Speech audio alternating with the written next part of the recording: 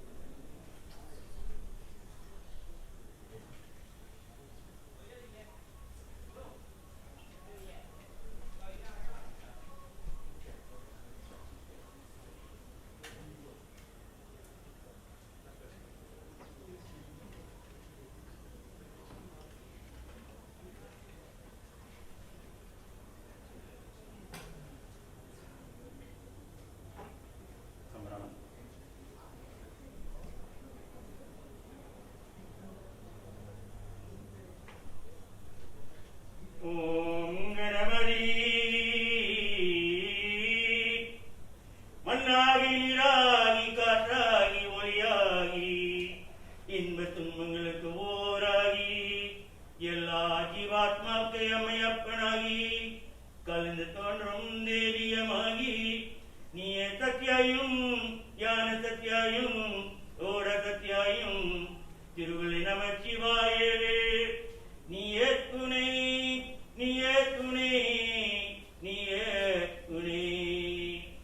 வாவா என்ன சிவமே வந்தரு எந்தே நாதனே வாவா என்ன சிவமே வந்தரு எந்தே நாதனே ஆராரிரோ கருமனை நினவும் அருளே ஆராரிரோ கருமனை நினவும் அருளே.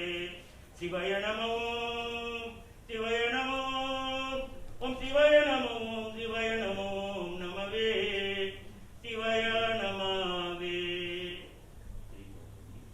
சிவனே கதவை திறப்பா சிவனே கதவை திறப்பா சிவனே கதவை திறப்பா. All glories to your right side.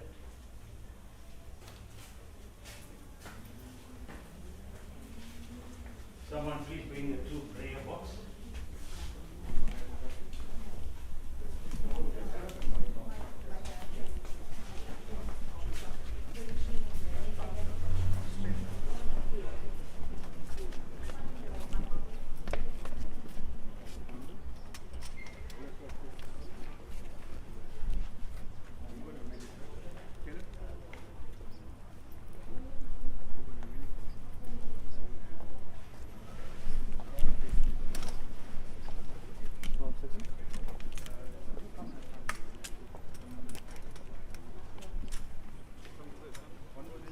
Will you come with me? Om Namah Shivaya Om Namah Shivaya Om Namah Shivaya Shivaya Namah Om Namah Shivaya Om Namah Shivaya Om Namah Shivaya Shivaya Namah. அருள் பெரும் ஜோதி தனி பெரும் கருணை ஆனந்த ரங்க அருள் ராமலிங்க. ஓம் நமே சிவாயே ஓம் நமே சிவாயே ஓம் நமே சிவாயே சிவாய நமோ.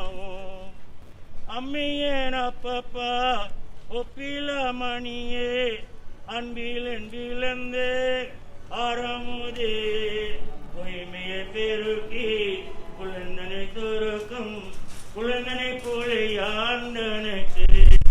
ஓம் நமே சிவாய ஓம் நமே சிவாய ஓம் நமே சிவாய சிவாய நமோ. ஓம் நமே சிவாய ஓம் நமே சிவாய ஓம் நமே சிவாய சிவாய நமோ.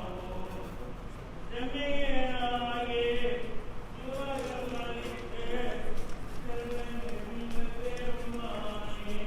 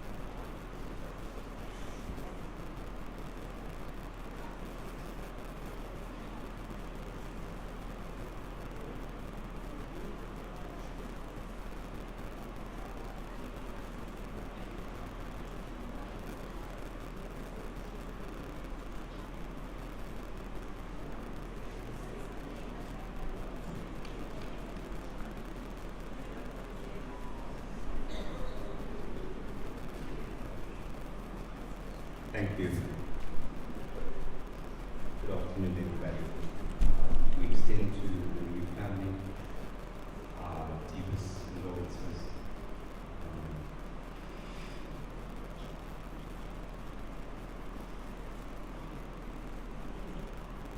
Please bear with me.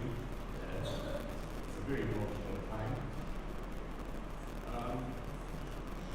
I want to acknowledge my friends that are here from Weisberg and Crestview.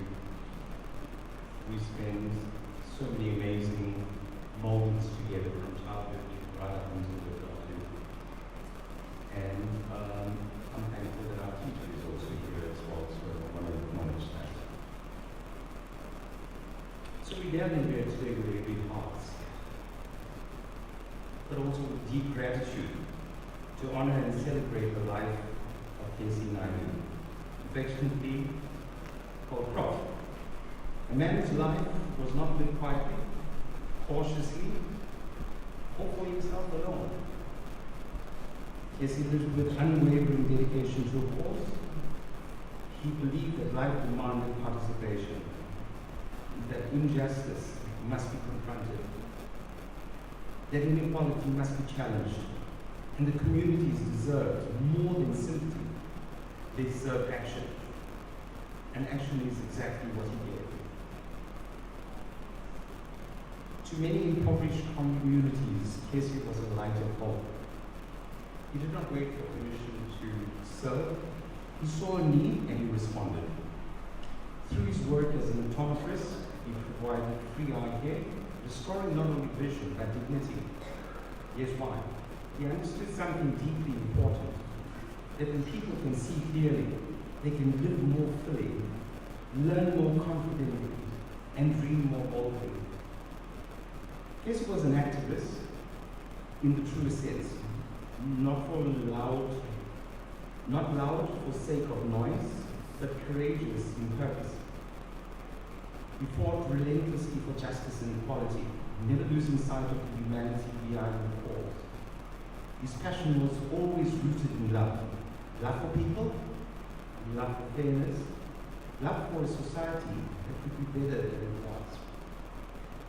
He believed fiercely in unity and in giving back. He did not see success as something to hoard, but as something to share. Though he built successful businesses and was known for his sharp intellect, a man of remarkable intelligence and a truly high IQ, he never allowed achievement to distance him from people. Instead, success became another tool for service. Yes, he loved knowledge, he loved books, he loved ideas. Many of us knew him affectionately as Penny Bookworm. A nickname that captured both his iconic glasses and his deep love for reading. He was constantly searching for innovative solutions, always asking, how can this be done better? How can this help more people? His love for learning extended beyond himself. One of his favorite songs, and our friends will know this, Kesivan was a great singer, he loved to sing. The greatest love of all, which speaks the word that beautifully reflects his heart. The first stanza basically says, I believe that children are the future. Teach them well and let them lead the way. He had a passion for this. Yes, he truly believed this. He believed education was liberation. He believed that eye care was not just medical, it was transformational. Because when people can see clearly, they can imagine clearly. And when they can imagine clearly, they can change the world. Beyond his professional and activist life, Kesivan was a creative soul. Not many of you may know this, but Kesivan was a playwright. He wrote together in a collaborative form and produced and acted in a play that was produced at the Rajput Hall many years ago. Apart from that, he was a poet, a man who understood that truth could be spoken through stories, laughter, and art. And he loved to laugh. I'm sure all of you have personal memories of Kesi, and each one will tell you a story of his laborious laughter that was continuous. He was always full with happiness. And we fill the room with his infectious character and laughter. And he drew people in that made strangers feel like friends. We have a friendship, and many of my friends are here today as well, and thank you for being here, that spans more than 5 decades, or just over 5 decades. From little children in sport, debates, academics, community, and political activism. He was a good friend and confidant. In the days before the internet, we were each other's chummies. So if the youngsters today would go onto Google and they would type question or ChatGPT and then emanating from that, they would then receive an answer. Kesi was that repository of knowledge. He was well read and had a quest to acquire knowledge. In the early days, a social club called Club 6, for those of you that will remember, was formed and hosted at Kesi's home. His home has always been an open haven for so many friends. Kesi loved people, he loved community, he loved to fellowship, to celebrate life, to party, to connect. He was kind, he was loving, he was a loyal and generous friend. He made people feel seen, not only through his work, not only through his work with eyes, but through his heart. I can go on to tell you about Ground Zero, I can tell you about Pelagic, I can tell you about Galaxy, but I think, these and Blue Lagoon, these are stories for another time, but it's meant to create an impassioned view to the people that are around that you that well. And so today we mourn his passing. You feel the silence where his voice once was. But we do not say goodbye to his impact, because Kesi lives on in every person. We can see more clearly because of him. In every community strengthened by his service. In every child encouraged to learn. In every injustice challenged, because he refused to look away. He showed us how to live with purpose. He showed us how to care deeply. He showed us that love, when paired with action, can truly change lives. We may go on not only with our words today, but in our lives tomorrow. We have a few speakers today. There's so many of you that want to say something. You will be given an opportunity at the end of the current speeches. But be blessed in what we hear today. And even as we share and comfort each other, and may God grant you peace and strengthen you during this very difficult time of grieving. I'm going to call Professor Naidoo to share a few words with us today. Thank you.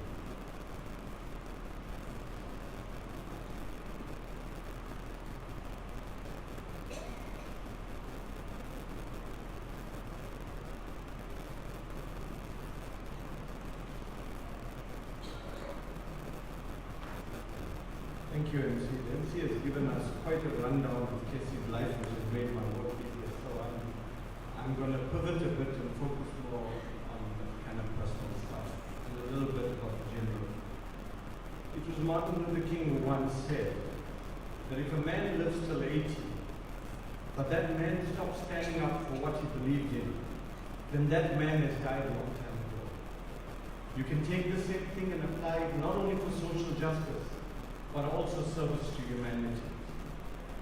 So while we mourn today the early death of Kesi Naidoo, our friend, father, partner,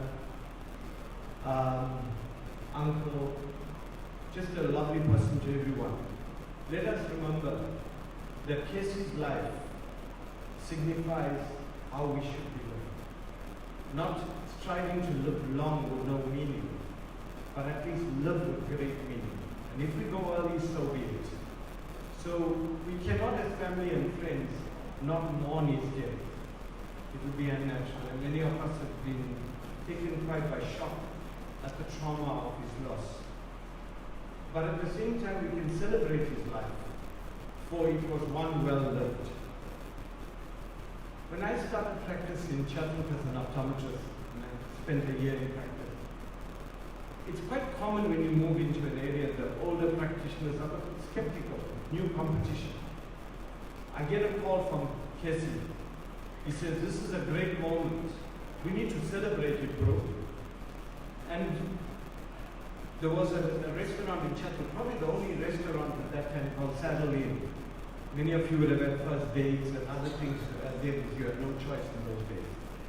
And Kesi invited me to Saddle Inn and ordered the biggest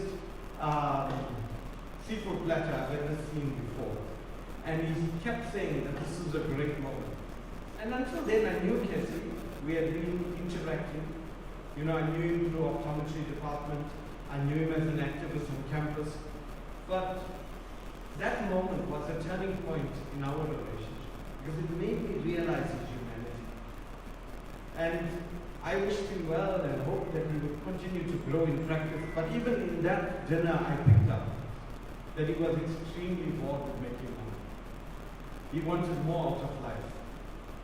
And, you know, subsequently when I was at the university, we started and we, you know, remained friends, and we started a residency program. And I called him and I said, why don't you, I know you're bored with private practice and all of that, why don't you come and join this program? Because for two reasons. Firstly, he already had the title, everybody called him prof. So he was coming to the university with the title, which others had to earn. And secondly, he was very intellectual, as been pointed out. Kesi joined the department, but very soon I realized that academia was not for him either. He kept asking me if he can go out in the outreach programs and do other things. And I was in the difficult position of having to try and control this free spirit who wanted all the, he was my friend, but I could not give him some of those privileges. And so eventually when we formed the International Center for IT Education, which is became known as the Brian Olden Vision Institute, we recruited him. I was working with Palisa Dube and other colleagues, and we recruited Kesi into that program. And that's when I saw Kesi come alive. He was doing all the outreach work, working with the Red Cross, flying up the service, working with communities, and really enjoying it. But at the same time, he was very strategic. He was very good at the level of figuring out what we should do, what programs should happen, etc. But other people, and I see like Petronella here in the Nichols again in the hall will tell you, it was hard to control it. Because Kesi didn't want to sit in those strategic meetings, and we wanted his brain. But Kesi was, no, I want to be out there, I want to do other things, right? And he was always uneasy, but it was a nice uneasy. It was an uneasy driven by compassion. And it was a compassion that was infectious in terms of other staff and others we worked with. We were just talking at the back with Percy Mashika and others now, that when I should leave the office often, I'd always find Kesi talking to some woman in the car. Because he was the confidant of the woman. He respected women to such extent that I found that wherever I worked with him, women were comfortable sharing their personal problems with him, etc. And he'd often tell me, now, she's going through a hard time. But he would never ever tell me what he thought. We would sit, he'd be drinking, and we would be together in a restaurant with somebody. He would never ever tell me. And that was something that was very unique about Kesi in terms of the way he respected and got on with women in particular. And he was an advocate for the patient. He always fought for us to do more, do it better, and it has spoken about all the work that he did. At a personal level, you know, Kesi was proud and he was fortunate to have made a life with Vani and have 3 lovely kids, and he was very proud of that life. And he always spoke about the kids with such pride. But you know, there's an different thing about Kesi. It's quite common for parents to talk about what their children have done, like what they came first in class, or did this or that. But when you spoke to Kesi, you often spoke about the kind of people that his kids have become. And that is a unique tribute of any father or parent, that you recognize your kids for their values and their true worth. And Kalina at home went through a whole range of things that is in a siblings that are in Kesivan. We don't have the time here, but I can tell you, his values are living on in his children. And then I had dinner one day with Kesi, and I was having dinner with a teenager. He was gushing about this woman Naidoo. You know, how she's changed his life and how much joy she's brought into his life. And I actually said, bro, you sound like a teenager. I hope you realize that. And, you know, I was talking to Lebo after Kesi passed away, we were having a chat. You can take consolation from this fact. It was few years, but it was bloody good years. You know? And she said the same. Very good years. So many people live their life with relationships, but never had even those few years and what they shared. And I really want to thank you, Lebo, for making my friends so happy in the last few years. I spoke about his values, but his political views. It's the truth that many of us have become disillusioned. Many of us have become less active. Not Kesivan. He always pushed us and said, no matter what problems there are in what problems there are in civil society organizations, you guys got no excuse to step over. When we would meet amongst friends, that was the message from him. And as a result of that, he was still active, whether it was with an ANC structure and not trying to be a councillor or member of parliament or get a tender or anything of that sort, but being there to contribute towards correcting the organization, putting it on the pathway that says people first again. And that led to him being very active in the active citizen movement, being an executive member, and his role was mobilizing. And in that role, he contributed to questioning the negativity in our society and contributed to shaping policy as to what should be done and where we should go. So, in the short 62 years of his life, almost 62 years of his life, Naidoo lived what most people don't live in a lifetime, even though they may go on to 80, 90, etc. So while we mourn, I want to ask you to celebrate this life with us and remember him for what he did and understand that those things will have a lasting legacy in his kids, in the people whose lives he touched, and in the various people that every day he woke up and went to serve. Now, many of you don't realize that when we say we work for Red Cross, it's like a tick box when people die, right? We give their own CV, they did this, did that, did that. But when working for Red Cross meant, yes, he had to be at the airport at 6 a.m. It meant coming back late at night after that plane lands, after he has sorted everything out, he worked a knockout. And when they went on the field, there was not a small sanitized version of our private practice that was waiting for him, but there were tons of patients that he had to work with, and he worked so hard. I joked with him, I said, for the weight you carry, I can't believe how much work you do. You know, it was abnormal, literally abnormal.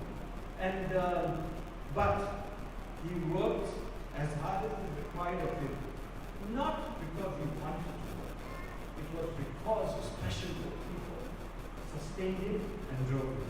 Like his passion for his family, passion for his friends. We all have integrated social circles nowadays in the new South Africa. But if you look at Kesi's relationship with people of color, it's not only about labor. Even before he met labor, Kesi built friendships. I was in Mozambique recently and they asked about him. Some of them remember him as a party animal, by the way. So he has other sides that you guys don't know. But in places like Ghana, people still ask me about Kesi Naidoo. But once they see my surname, they say, the first thing I say is he's not related to me because please don't hold me responsible for his behavior. Because I started realizing that all over Africa he had built quite a party image as well. But seriously, he built friendships. And a lot of them would tell me, oh, but we communicate with him still. So it was never about work only. It was about lasting friendships. So I just want to wish Lebo, Bani, the kids, all the strength during this difficult period. But I think you can very gladly say, you will remember a father worth remembering, and whose values will long live beyond this year. Thank you.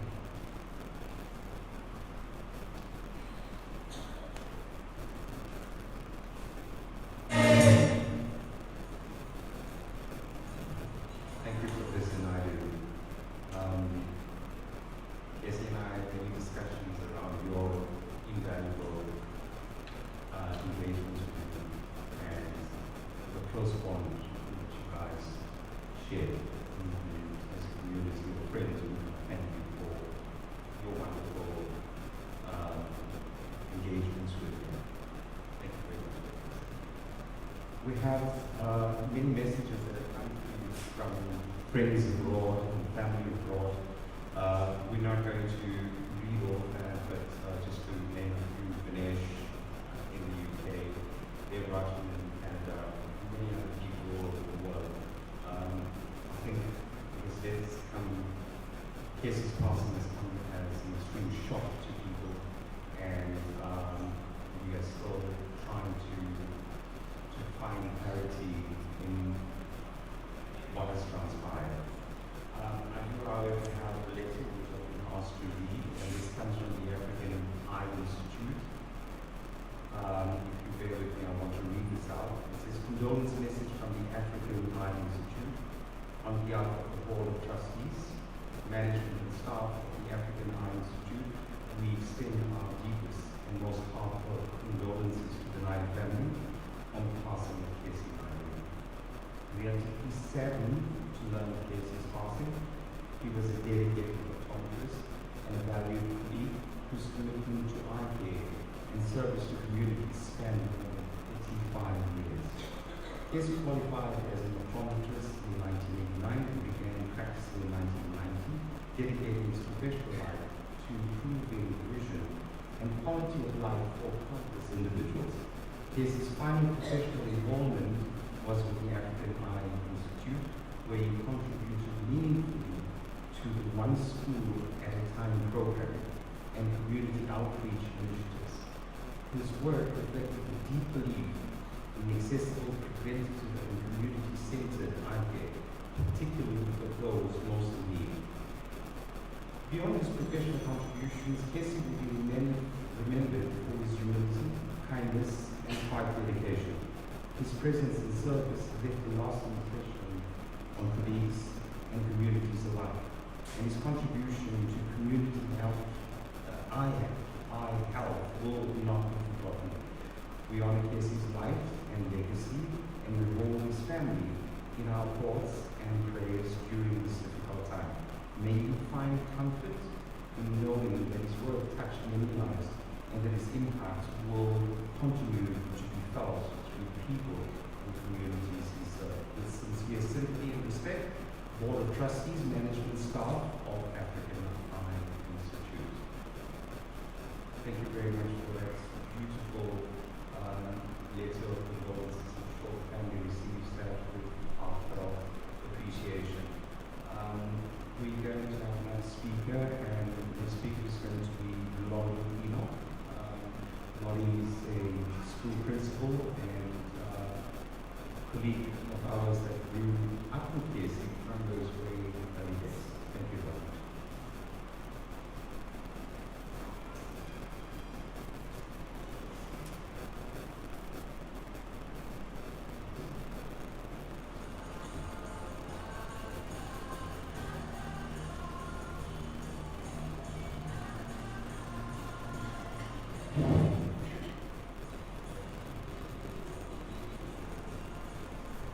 Yes, it is a very difficult day for me to stand here and speak on behalf of our class. When I speak today, I speak on behalf of the class of 18-2 of high school.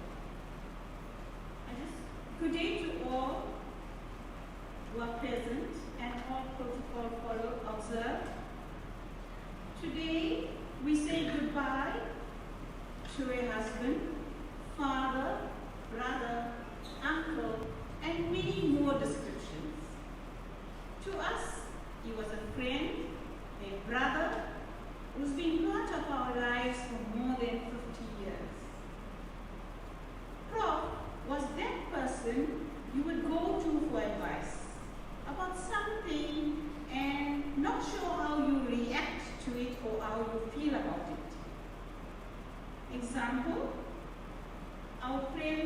shared a similar background and political views. Coming from Chatsworth, where we all, during university, we all got involved in activism, fighting against.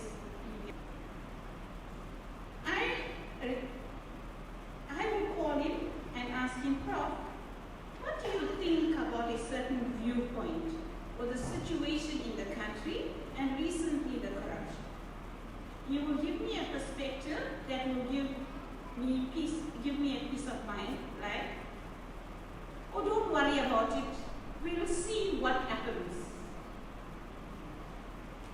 If I take a trip down to memory lane, our relationship started at Kesivan Primary School towards the late 70s.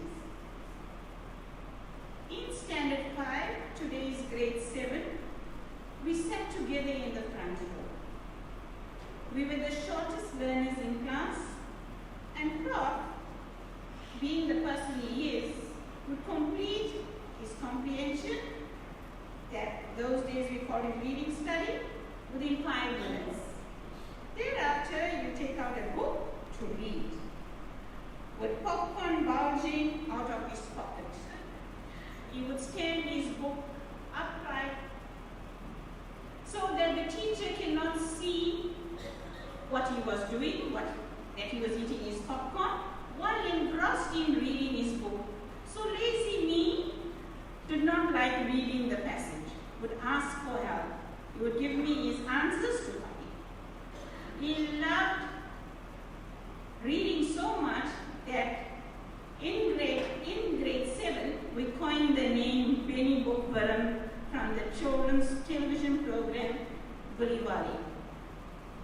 Thereafter, we went to Rice Secondary School, where our relationship as a class grew and developed into a very strong bond of friendship that surpasses all understanding. And a camaraderie that could not be broken. But today, we lost a link. During this period, we coined another name, Prof, because he was intelligent and blessed with wisdom. Thereafter, we went to Durban Westville, and then after that, employment, marriage, children, and we sort of, I wouldn't say drifted apart, but some of us stayed in KZN, some of us went to Gauteng, some of us left the country. So we sort of drifted. We still long for that friendship. So after 10 years of being apart, I think it was Soma and Lenny that went around they went around to all the houses. They knew where we stayed to get hold of us. So our 10 years reunion at Blonde Trail. Okay, so that was 10 years. Thereafter, 25 years, and then we got involved in calls. He said, let's organize something for Rice Club. So we celebrated the 40 years and 50-year reunion. He was involved in getting the people together, and he was involved in putting the program together. 14 years ago, we met at the youth center, and this was during the launch of ex-Minister J. Naidoo's book launch. Prof and I used to meet at the youth center very often. We used to attend all those meetings. Prof suggested, he said, there's WhatsApp now. Let's get connected. So he had the boys, all the numbers, the boys' contact numbers, and I had the girls. So we got home that Saturday, busy on our phone. I connected onto WhatsApp, and he had numbers, and I had numbers, so we connected. That all Saturday afternoon we went talking to our friends. For me, it came to an extent that my son asked his father, Dad, Mommy's talking to so many boys. But no one understood the relationship and the longing we had for each other. I don't think, when I talk about it, actually I talk to my children at school, and I talk to them about the friendship don't think they understand it. We were excited to meet as a class group, and thereafter we found every excuse to celebrate something. Someone will phone me, say, Lord, we didn't meet for a long time, let's get the class together. If Vinesh came from the UK, we would meet. If Dave came from Canada, we'll meet. So we had a lot of celebrations together, and we always kept in contact. And it's a class that you can count on it. In school, if I have to call a class of 82 and tell them I don't have money for certain things, next minute monies will be deposited into my account. So that's the class that we belong to. Prof, through Africa would come to school and then test, as you heard previous speakers speaking about his contribution towards learners. He was so dedicated. He would patiently deal with each learner thoroughly, even if it was 1,000 learners. He'd say, don't worry, I'll come, I got this whole week to come. Prof was intelligent and very humble. Through his humility, he reached out to thousands of individuals, both children and adults.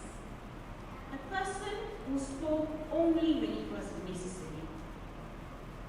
So today we celebrate the life of Kesivan Naidoo, a childhood friend who's been at our side through trials and tribulations. Losing Prof is like losing part of our lives, lifelong story. As we grieve, we can take comfort in the memories we share. To level, we want to say thank you for loving Prof. Thank you for caring. Thank you for making his life an enjoyable one. To his children, your father was very proud of you. You wouldn't say much, but we know that he was very proud of you. His spirit will live on in our hearts. Ambagashler, Prof. Go well, our friend, go well. I just want to end with a song.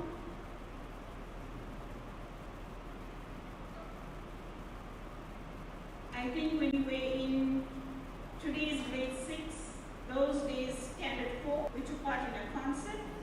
We were part of the stars, and it's act today.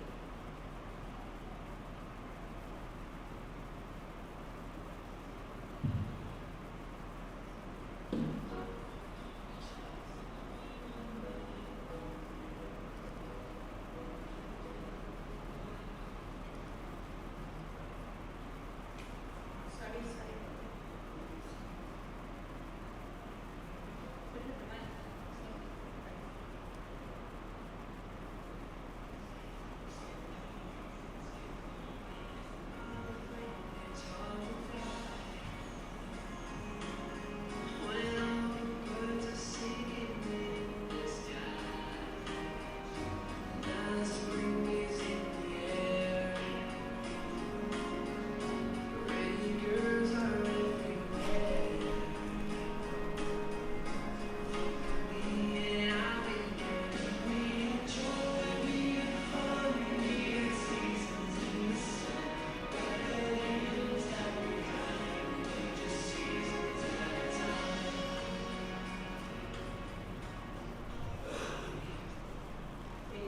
That's the song we will remember him by. Thank you.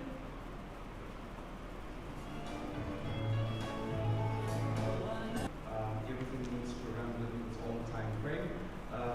There are a few more speeches, and we're now opening the auditorium for one or two very quick speeches. Please ask the speakers just to be vigilant and diligent about this. I have here another message which I'm going to read. It's a letter from the Active Citizens Movement.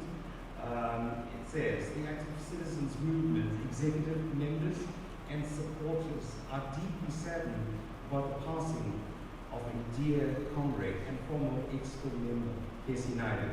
We express our sincere condolences to his family, children, and friends at this sad time. While serving on the exco of ACM, Comrade Kesi played an active role in the organization with constructive engagement in all aspects of organizational work.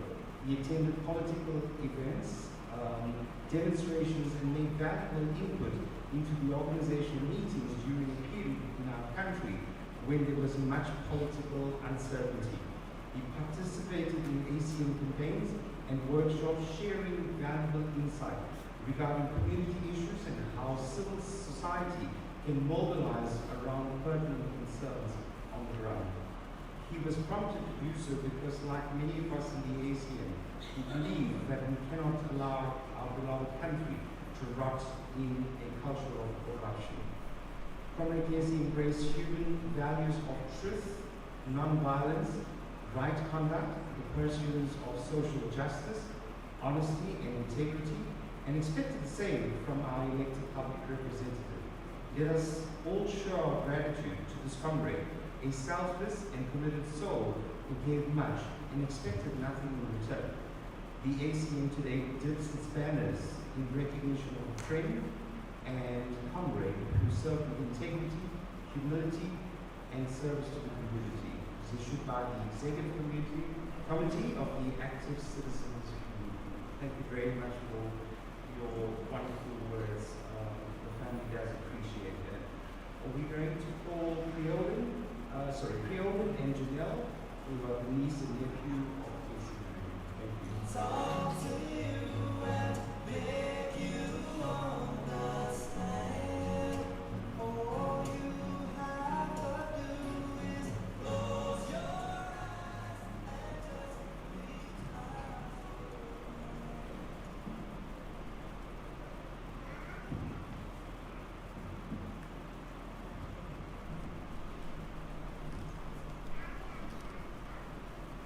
Welcome to everyone.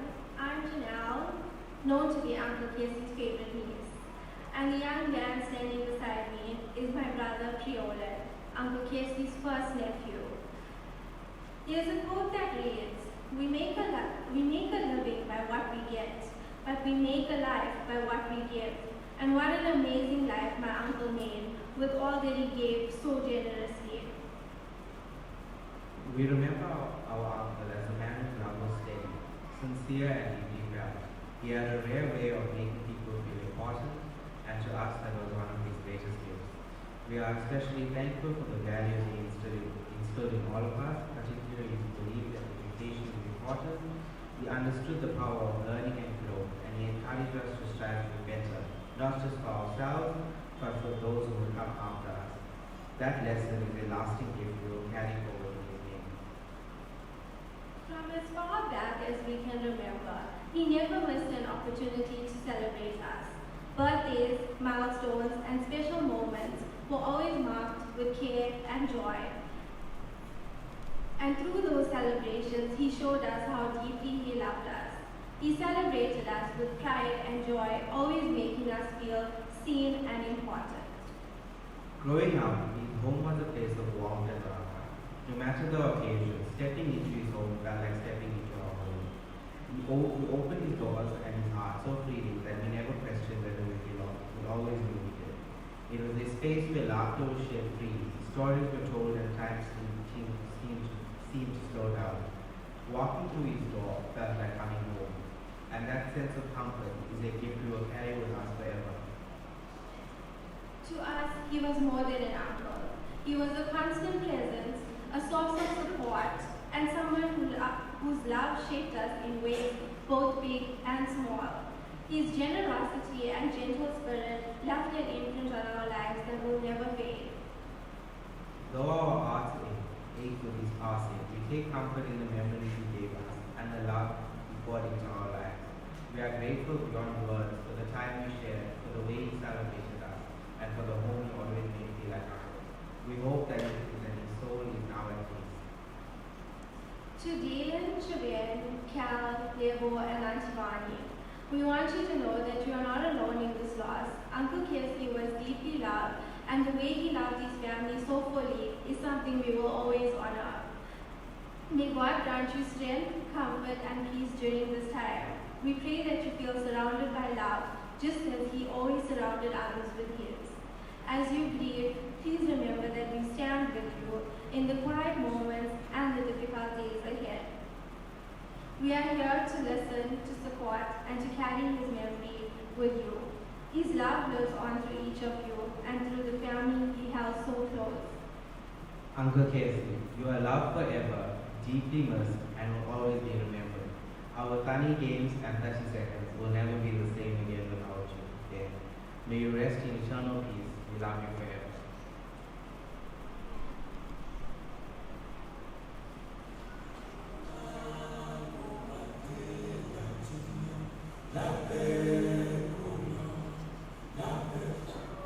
Thank you, Priol, and such wonderful memories.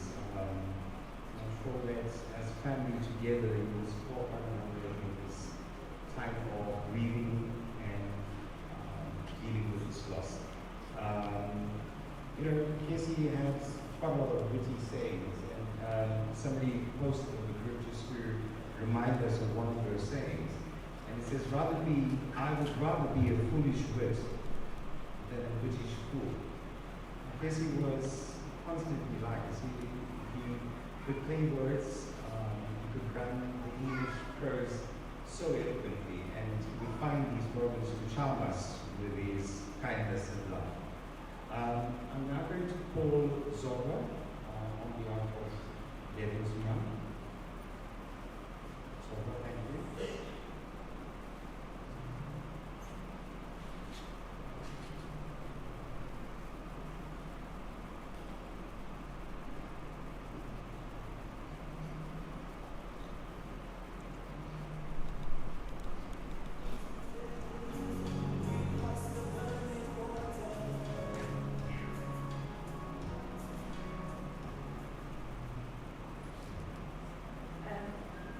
Good afternoon, everybody, especially to the Naidoo family.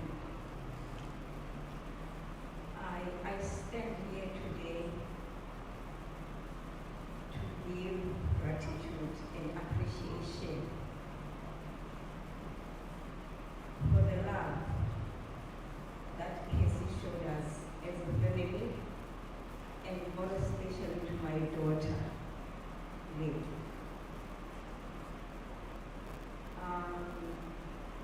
When we go to the graveyard where people put on tombstones,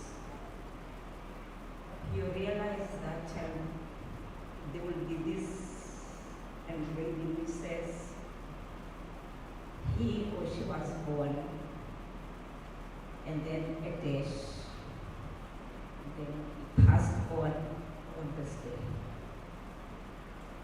Today I am happy to be the one who is also coming here to fill in the dash. There would be random moments he would message me saying how much he missed her.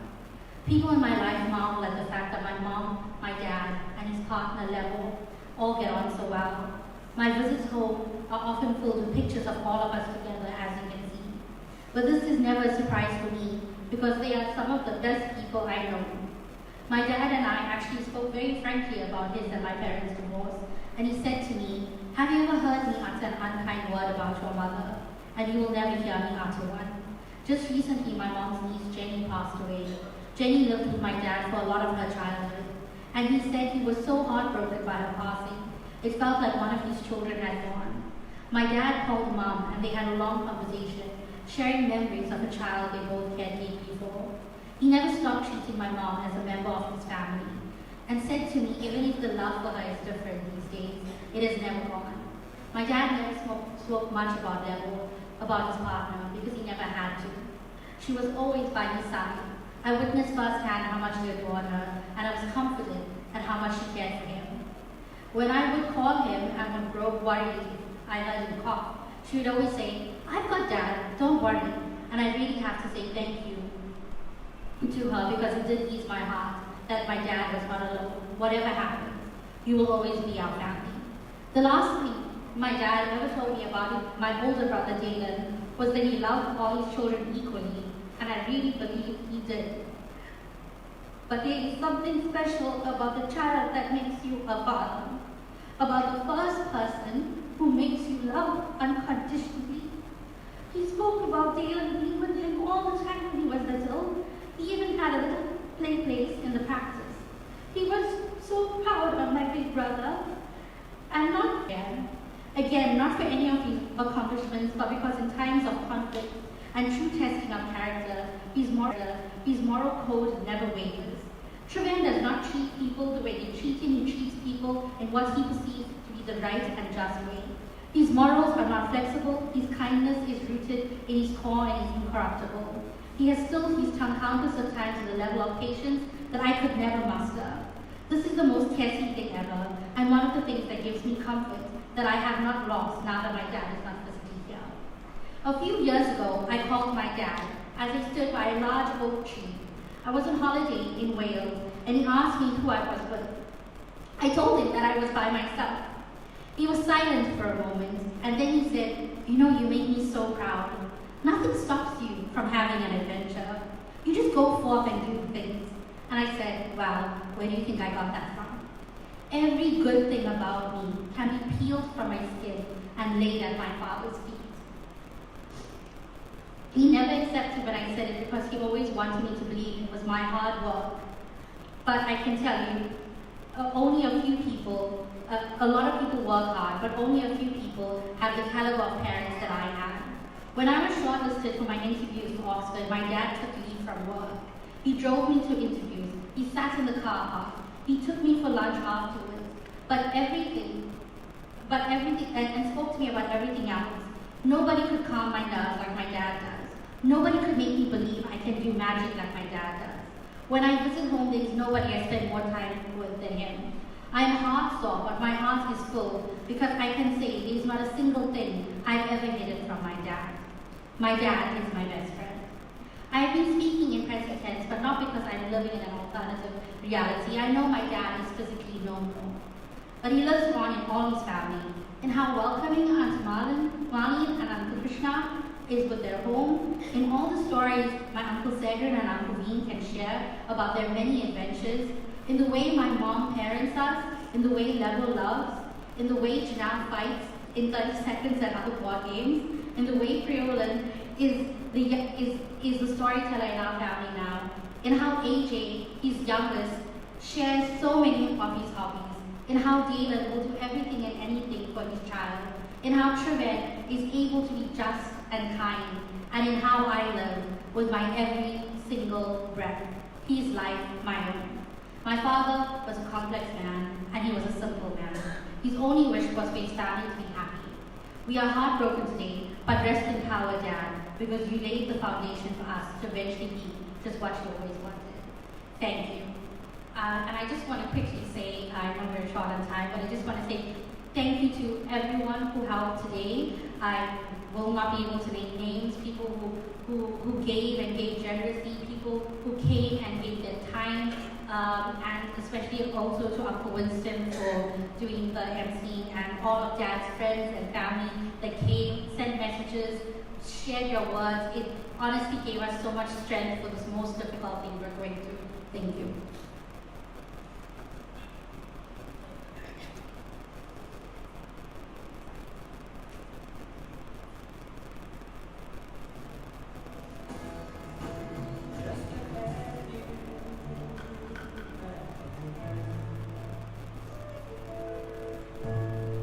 You taught me how to love.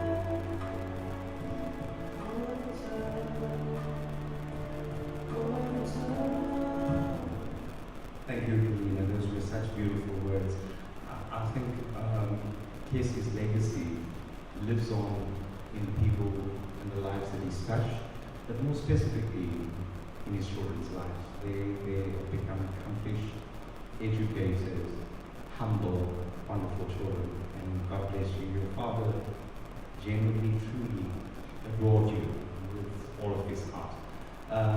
We're cognizant of time. We're going to hand over to the priest. We need to be in the crematorium at 2:30.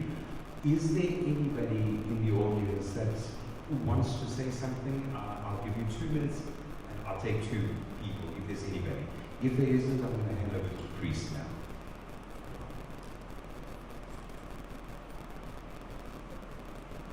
Okay, thank you. Family and friends that are around you, thank you for your support. I'm going to ask that you stand by this family. Death and loss is an emotional thing. Be there. Kesi would have been there for others' families. So let us as friends and families support this loving family in this time of loss. God bless you all and be safe in your travels. Thank you very much.